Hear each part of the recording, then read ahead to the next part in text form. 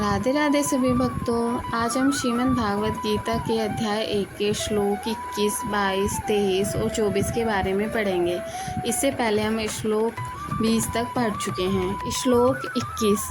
अर्जुन उवाच सैन्योरुभयोर्मध्ये रथम स्थापय में अच्युत। अर्जुन बोले, हे अच्युत कृष्ण, हे कृष्ण, कृपा करके मेरा रथ दोनों सेनाओं के बीच में ले चलिए।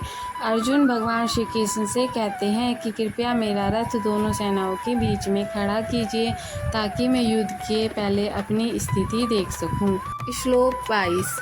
यावदेतानि ऋक्षेऽहं योद्धुकामानव स्थितान् कर्मया स योद्धव्यमस्मिन् समुद्यमे। इस श्लोक का अर्थ है, जब तक मैं इन युद्ध की इच्छा रखने वालों को बलि प्रकार न देख लूं, तब तक मुझे यह नहीं ज्ञात हो सकता कि मुझे इस युद्ध में किन किन लोगों से युद्ध करना है।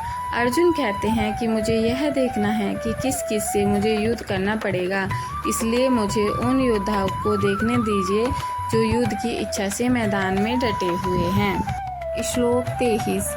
योत्स्य मानावेक्षहं या एते यत्र समागतः धार्तराष्ट्रस्य दुर्बुद्धे युद्धे प्रियचिकीर्षवः। इस श्लोक का अर्थ है, मैं उन लोगों को देखना चाहता हूँ जो दुर्योधन जैसे दुर्बुद्धि व्यक्ति को प्रसन्न करने के लिए युद्ध करने आए हैं। अर्जुन कहते हैं कि मैं यह देखना चाहता हूँ कि कौन कौन लोग हैं जो दुर्योधन की प्रसन्नता के लिए युद्ध करने को तैयार हैं। श्लोक 24। संजय उवाच एव मुक्तो ऋषिकेशो गुडाकेशेन भारत सैन्योरुभयोर्मध्ये स्थापयित्वा रथोत्तमम्। इस श्लोक का अर्थ है, संजय कहता है, हे धृतराष्ट्र, जब अर्जुन ने ऐसा कहा तो भगवान श्री कृष्ण ने उस उत्तम रथ को दोनों सेनाओं के बीच ले जाकर खड़ा कर दिया। यहाँ भगवान श्री कृष्ण को ऋषिकेश कहा गया है, जिसका अर्थ है इंद्रियों के स्वामी। अर्जुन को गुडाकेश कहा गया है, जो नींद पर विजय पाने वाले हैं। श्री कृष्ण अर्जुन के रथ को दोनों सेनाओं के बीच ले जाकर एक महत्वपूर्ण मोड़ पर खड़ा करते हैं, जहां से अर्जुन को सब कुछ स्पष्ट दिखाई दे सके। आइए अब इन चारों श्लोकों का अर्थ एक साथ मिलकर समझते हैं।